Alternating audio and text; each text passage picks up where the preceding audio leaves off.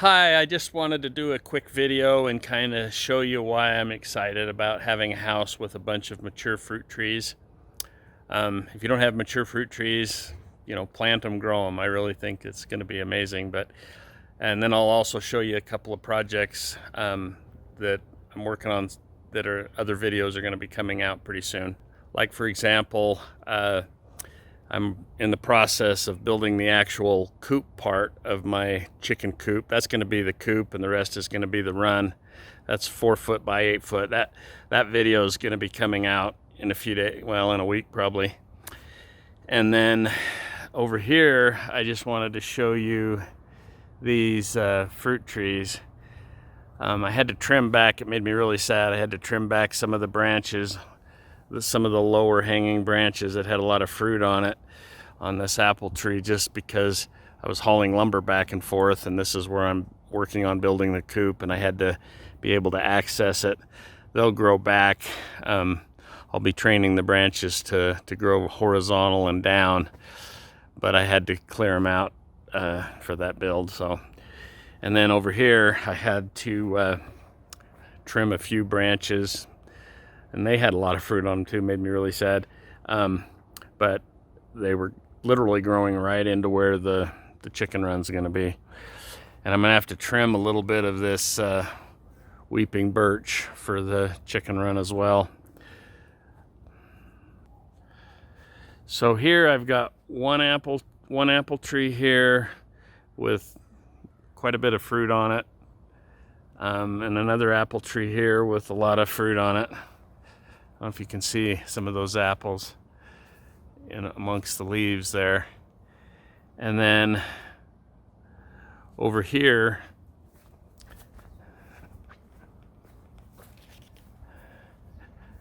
I've got this other apple tree that I've got to rescue. There's some apples on there. I don't know if you can see them. This apple tree didn't get pruned as much as the others.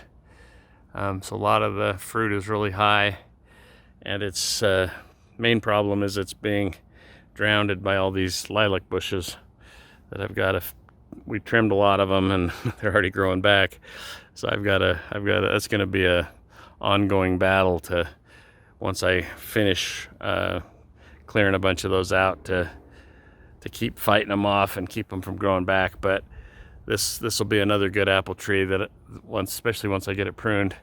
Over here, I don't know if you can see up in there. See if I can zoom in a little bit. There's a lot of plums growing. I'm not sure of the variety of these apple trees or the plums, but from what the previous occupants of this house told me, that both the apples and these plums are really, really tasty. And so that's that. And then as we walk over here by where I have the beehive,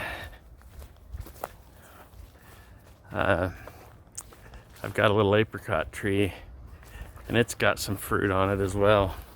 Boy, the bees are really buzzing. Hi, bees. Anyway, you can see there's a lot of fruit on that little tree. It's not the right time of year to transplant it, but this is going to be part of the garden, so this is eventually going to all be torn out and either planted in garden or raised beds, or it'll be mulch rows with weed cloth. Anyway, eventually this will be a really nice yard. Give me a year.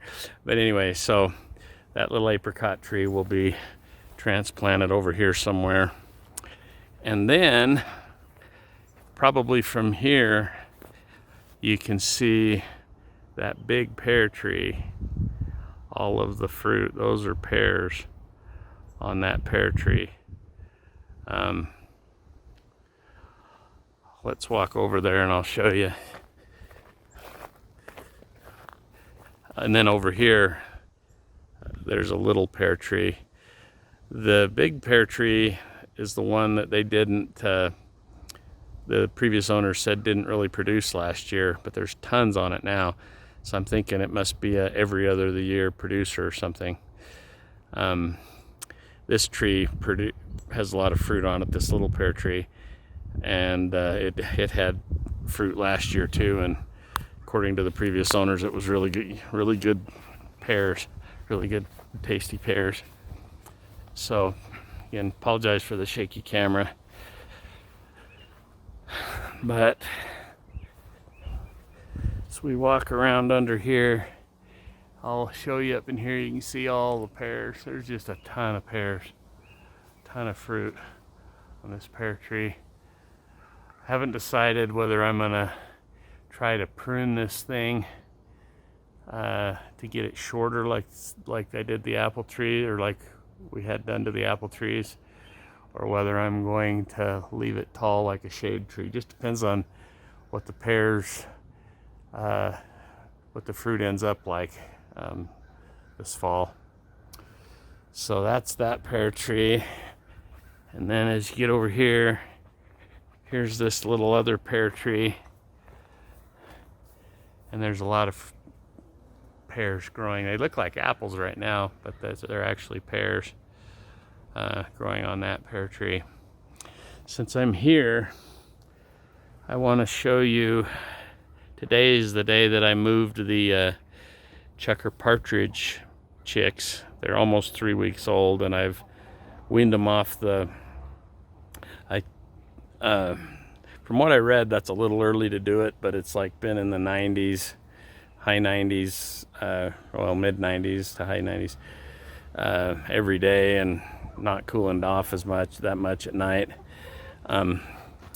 So it probably gets in the 70s and 60s at night. And they have this side here that keeps them completely out of the wind. So I've weaned them off. I've had them weaned off of the heat for a couple of days, so they should be totally fine. They're quite feathered out. They're not totally feathered out yet. Let's see this. So there they are. They're just scaredy cats. I think they're really pretty though. Hi guys. Just a minute ago I was hoping to catch them still out. They were in here. They'd already figured out the water, and it was amazing. All of them had their heads in there eating. Okay, well, I hope that was interesting. I'm just kind of excited about those fruit trees, and I thought you guys might be too. Like I said, in about a week, the part 2 of the chicken coop build series video should be out. There's probably going to be 4 or 5 videos in the whole process of getting it totally complete. So anyway, stay tuned for that, and thanks for watching this video. We'll talk to you in the next video. Thanks.